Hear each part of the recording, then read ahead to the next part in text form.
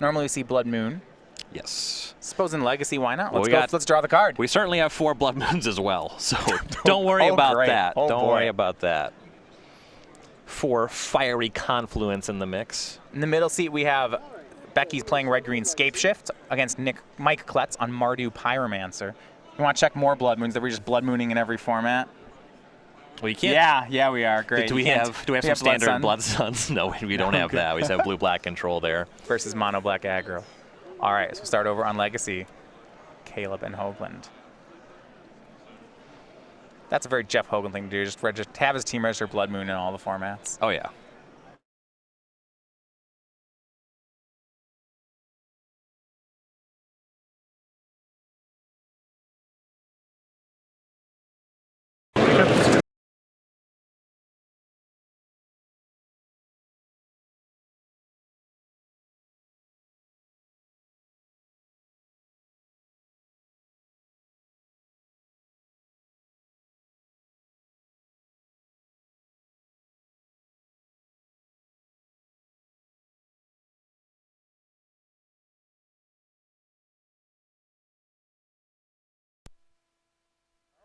So I think that kind of answers your question. That's you keep in your think, you know, maybe there's a Chalice on top. Maybe Caleb's not playing Storm. That's not real. No. And now with this duress, Caleb knows that finding basic island or swamp will be pretty good, and you can even just go off with Lotus Petal through a Blood Moon. Sure. You can't get both Blood Moons, so might as well take the Ensnaring Bridge. Well, not with the duress, but Caleb has a Cabal Therapy in hand. Oh. Jeff doesn't have any cards. Oh, it's an island, and he says go. Okay, well, island's just good against Blood Moon, though Caleb will need to find black mana. And here's Spirit Guide Blood Moon from Jeff. Caleb had the option to Lotus Petal out that Cabal Therapy and declined, Ryan. The thing about it is that the Lotus Petal making black mana probably already beats the Blood Moon. Sure. Here's Brainstorm from Scherer, turn 3, draws Empty the Warrens, Brainstorm, and one other. Looks like Volcanic Island. I guess like Mountain. Yeah.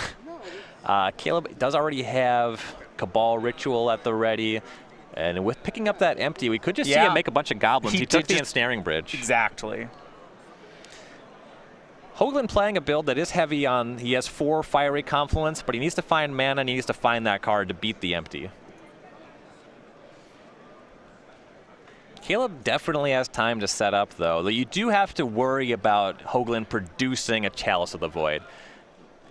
If Hoogland just picks up Chalice, that can make it really difficult for Caleb to go off. And Caleb has maintained the Empty, casting Lotus Petal. I gotta imagine he's going for goblins here. All right, so Petal, spell 2, passes. So resets the Storm. Playing around Chalice on 0, I suppose, with that Petal. Jeff draws another land. So, okay, makes another Blood Moon, why not? What big top decks does Jeff have? I know Mono Red frequently makes some big mid-range card here. Chalice of the Void, Trinisphere are going to be the most important ones. As far as winning the game, he has a mix of Chandra Pyromaster and Torch of Defiance, a couple Pia and Kieran Nalars, and other than that, really doesn't win the game. Go back over to Caleb. Turn number 4 starts with Brainstorm. He's got a huge grip set up. Caleb seems to be kind of gun-shy on actually going for that Empty the Warrens.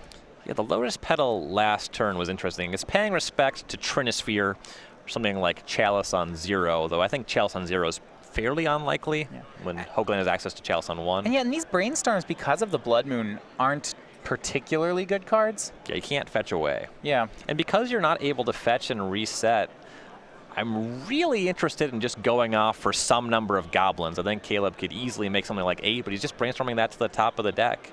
That does look like he's picked up Dark Petition. That makes it a little bit easier. Yeah. Okay, here we go. Let's go for some mana tokens and some storm tokens. Yeah, it's possible that he has enough to actually go off with Tendrils now. And that's the major incentive to not go off for Empty. If you do have a Tendrils kill this turn or next turn, it makes a lot of sense to just go for that. Hoogland's not going to be doing anything to disrupt a Tendrils kill. Storm is 1. You see that picture there of Caleb. The Storm token. Here's your Grixis mana laid out. Really now? If I mentioned that I like Grixis. Cabal Ritual, 3 black mana, storm to 2. Cabal Therapy, 2 black floating, storm to 3. He'll name, who cares? It's a snow-covered mountain in Jeff's hand. Got any main deck Mindbreak traps? Another Cabal Ritual. This one has Threshold, so spell number 4 goes up to 5 black. Petition probably for Ad Nauseam. Yeah, Dark Petition. Storms at 5, 3 black floating. Might have enough to just grab Past in Flames already. Yeah, just actually take all the... Yeah, I think that might just be strong. He's going to go for Ad Nauseam. You're right. Yeah, I think because it was just 2 Cabal Rituals and they're not going to have Threshold. I guess they would, but... I'm sure Caleb's got the count right. Dark Petition costs a lot. He's at 20. The Ad Nauseam's not going to kill him. Yeah, I know that sometimes you try not to Ad Nauseam if it's just a done deal that you have it, but this is a very safe Ad Nauseam. Yes. All right, let's count out. 1 card. 19, 18, 17, 16. Not great so far. Nope, has a Dark Ritual for if he finds... He's actually already made a land, so that's not going to help. 14 from a Cabal Ritual, no mana yet. 12 from an Infernal Tutor. 11 from another Cabal Ritual. There you from go. a Cabal Therapy. A Lotus Petal, that's huge. 9 from an Infernal Tutor.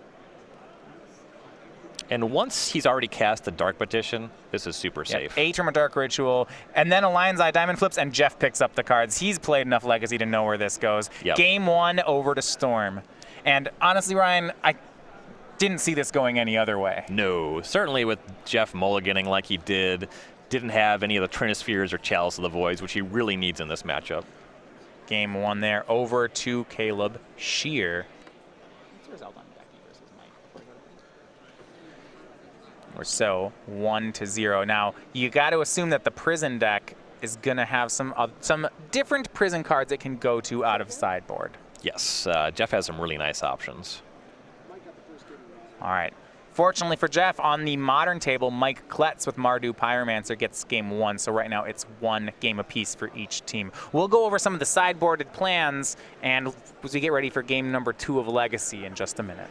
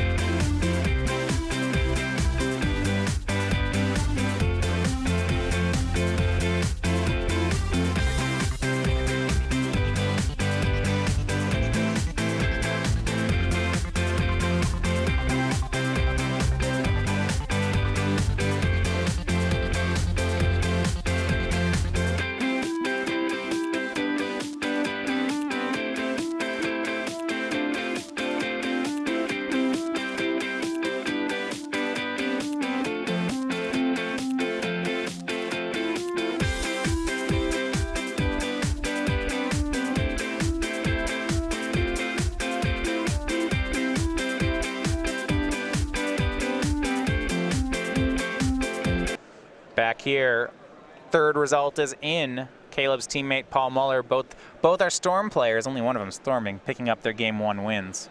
Over in standard, you know, that mono black aggro deck. Paul could probably get like Storm 3 off of Night Market Lookouts and Oh, no. Bone Pickers. All right, Ryan, we're going to be quick here as they're getting ready for game number 2. Jeff's lot cards don't work very well game 1. What does he go for this second game? So the list, we got Boils, Kozak's Returns. That stuff's nonsense. Adlman and Great Rebel, he's got 2 copies of those, 2 Love more it. Trinispheres. That Love stuff's it. all great. You can reach for returns if you want another answer to empty, but that's not like a big thing. Caleb probably not changing very much. Turn 1, Adlman of the Great Revel, go. He pitches Fiery Confluence to Chrome Mox. There are a couple bounce spells in Scheer's sideboard. Yeah. Likely you're reaching for some number of those just because of the main deck If you're configuration. playing against Mono Red Prison, you should assume that your Echoing Truth or whatever card you're playing is going to be good. And this is the best possible start for Hoogland because the Eidolon makes it so that Caleb has to have an answer to it and fast. This one's actually going to win the game. Ryan, how gross would it be if Caleb just cast one of these fatal pushes this turn? That would be disgusting. And he's just like, yeah, push it, go. I'm at 18. Chrome Mox of Caleb's own. Now, he does take some damage for that off Eidolon. He gets rid of Duress. Oh, he has Echoing Truth at the He ready. does. He has Echoing Truth. Okay, maybe a little turn 2 combo here from Caleb. He'd need some pretty good leftovers, especially going down in the card off of Chrome Mox, but with him casting it on turn 1, Well, you don't want to Echoing Truth the Chrome Mox here, because you have your own. well, maybe you do. Ooh, Fiery Confluence from Jeff Hoogland. Caleb gave him a nice target here. Caleb's going to have to respond before he loses that mana. Yeah, City of Traders, Jeff continuing to accelerate the mana. Playing a 2-mana spell on 1 and a 4-mana spell on 2 is a really powerful start. Hoogland not even taking any damage off the Eidolon because it's a 4-mana spell. 2 damage to each opponent and destroy target artifact are the choices here. So Caleb's going to cast Echoing Truth. Takes 2 more, goes to 13, bounces the Eidolon. And you get to pick the same mode twice. This is 4 damage going upstairs. Choose 3. Oh, yeah. You're right. I've cast this card in cube many times. Eidolon's back in Jeff's hand. It's going to come down next turn again, so let's see if Caleb can make the most. He's got to win now. Petal, Lion's Eye Diamond, Gataxian Probe. All right, let's start. We'll play along. Jeff's hand that's Boil. Yep. Ooh. Boil, Eidolon, and Mountain. This deck's so good, Ryan. And I assume with Boyle coming in, Jeff is just off of things like Blood Moon in the post-sideboard configuration. Has a good mix of dead main deck cards. Also Sorceress, Spyglass, not very good here. Brainstorm for Caleb. Shows with a fetch land picked up off the Brainstorm. He'll be able to complete. Does have Hurkyl's Recall, but it looks like he doesn't want that one here. He puts it back. Oh, he knows that his problem is currently an enchantment. Fetches down to 6. Well, I don't know if you... Oh, no, I was going to say if you can blow up the Chrome Mox, then Jeff can't cast the Eidolon, but he has another Mountain in his hand, so... Usually. Yeah, knowing about that makes it pretty easy. Wow, Caleb getting another island right into the Boil he knows about. Loose. That's, I don't know. If Caleb's not winning this turn, this game's over. Oh, is that how this works? It's, yeah. And it looks like he's preying on this Brainstorm. All right. Draws another Lion's Eye Diamond, an Island, Ugh. and a Past in Flames. Okay, he's got a Though- lot of mana. He's got a lot of artifact mana is the issue. Yeah. Lion's Eye Diamond plays well with Past in Flames, but you have to have other leftovers. And just on Chrome Mox, that Echoing Truth, it's kind of gross. There is a Dark Ritual in hand. Not clear if he has access to a tutor just yet, which you are going to need to win the Past in Flames turn. Theoretically, you can try to brainstorm into something. He puts the Dark Ritual and the Island back on top from Brainstorm. He does not have another shuffle at the ready. Lion's Eye Diamond, Lotus Petal, pass.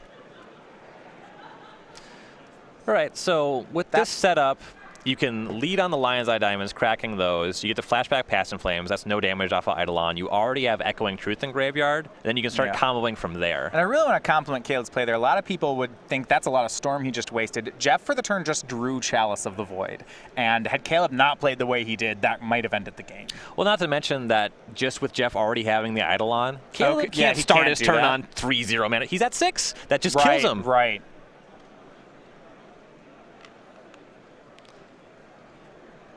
Yeah, we'll see what Jeff goes for here. Yeah. What to set the Chalice on is an interesting question. Looks like he goes Chalice on 1, and then casts Adlman was his decision.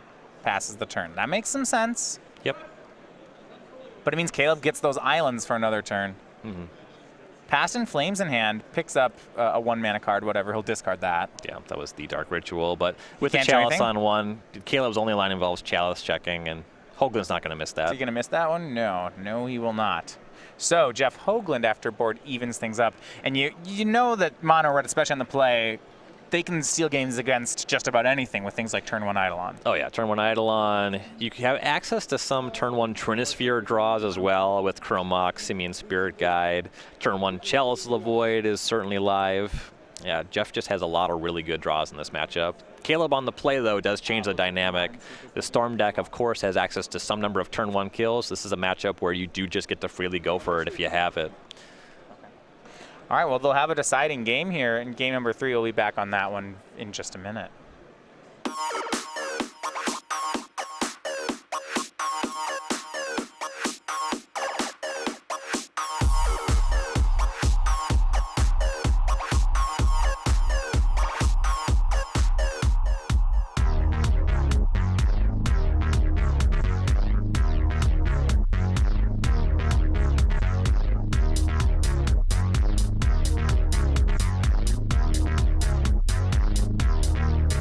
Go.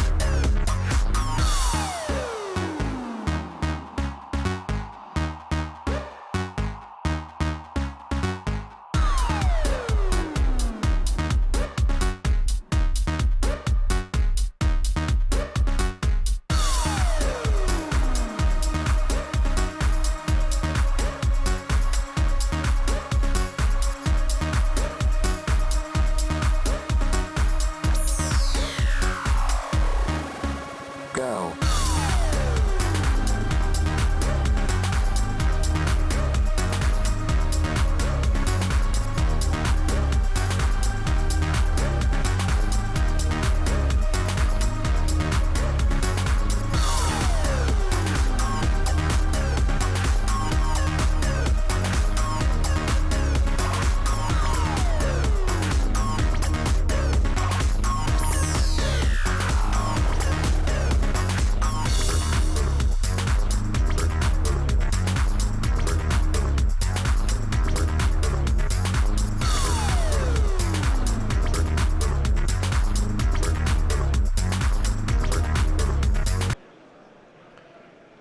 So game 3 is going to be Caleb versus Hoogland. Play has been really important in the first 2 games.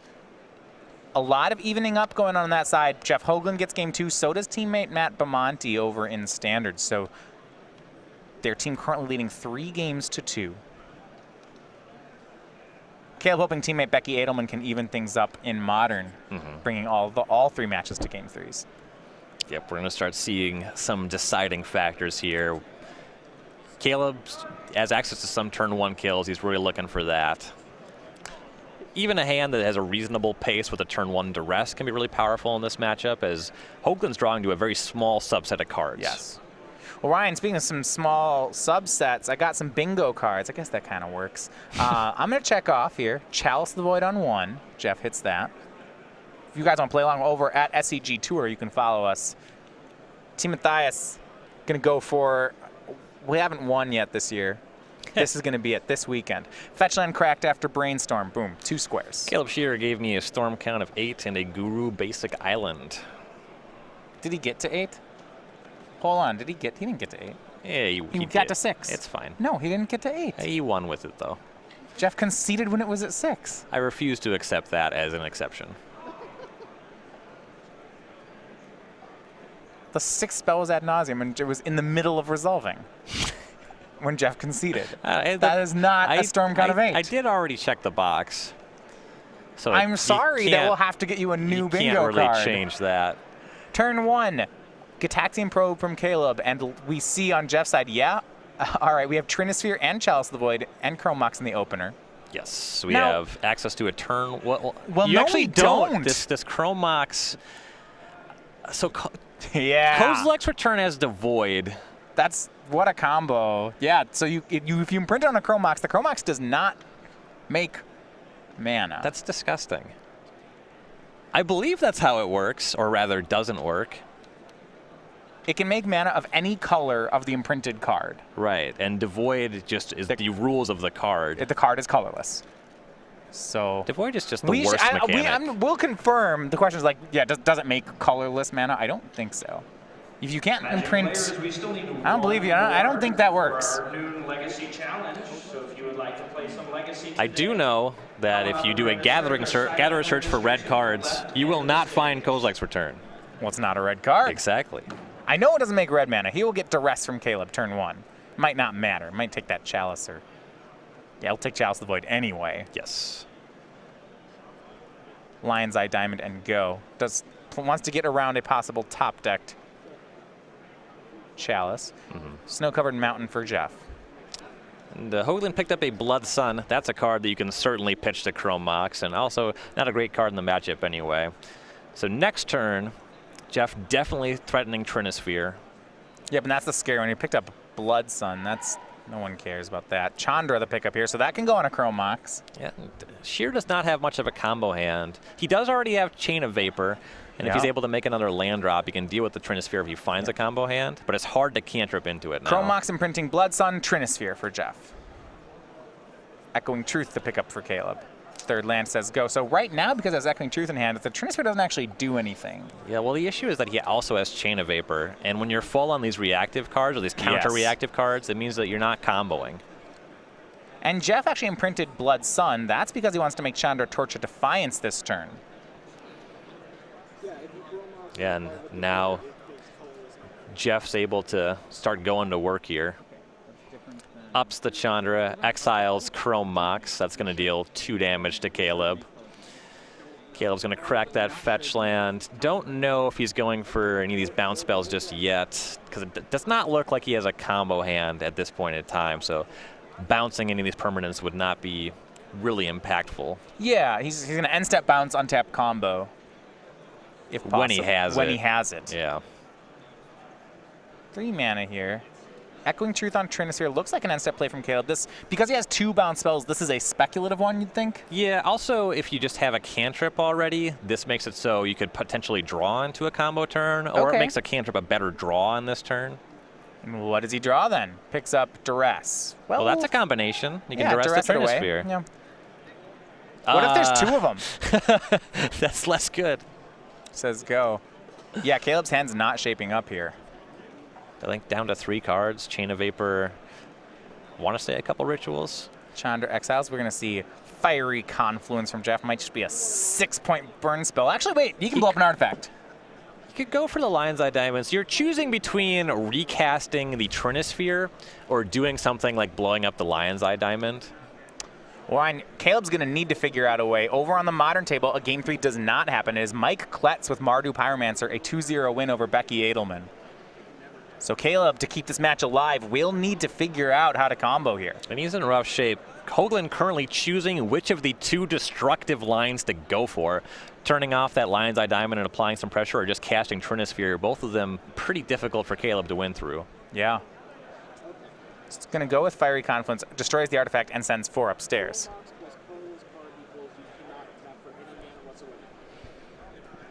So those of you wondering on the rules of quite thing here, if Jeff cannot put Kozilek's Return on a Chrome Mox, you don't get any mana off it. You don't get colorless mana either. Yeah, you can exile it, but I would not recommend it. Yeah, I mean, you see that in decks which played Chrome Mox when you had 2 of them. You'd say, hey, can I exile the first into the second and make colorless? The answer was no. Well, you just can't exile artifacts. It has that text. Well, so that's just cheating. All right, easy enough. Chain of Vapor bounces the Trinisphere. Caleb hoping to draw into something here. He finds Brainstorm. Well, that can always fix things. Here's a Brainstorm. Rituals. Yeah. Ponder. Hercule's Recall and a land? But it's just an island. Yeah, he can't fetch off it. He's locked off this Brainstorm. So, well, he can ponder. The Ponder can fetch, shuffle. Yep. You see teammate Becky Adlman now looking over, knowing that this game They need to get this one. Gitaxian Probe is in the top 3, but that's not good enough. Caleb shuffles. Yeah, you can redraw one of those cards you already don't want in your hand. That's not going to play. Notably, if he kept the Hercules, which I believe that he did, he will be able to get another draw step through the Trinisphere. If he shuffled it away, though, that's a completely different thing. Yeah, let's just black cards in the hand. Draws a fetch land. That's not great. Not great. Chandra ultimates, and that's going to go ahead and be the match. Caleb picks up the card. So as a team of Hoogland, Kletz, and Bimonte taking Legacy, taking Modern, they are your winners. Paul Muller's thinking maybe he could get game 3, but that one's not going to matter. Nope. Chandra Emblem closed this thing pretty quickly. Caleb was already down to 8 from the Confluence, all those Chandra activations, Gitaxian Probe. Yeah. Pretty quick clock there.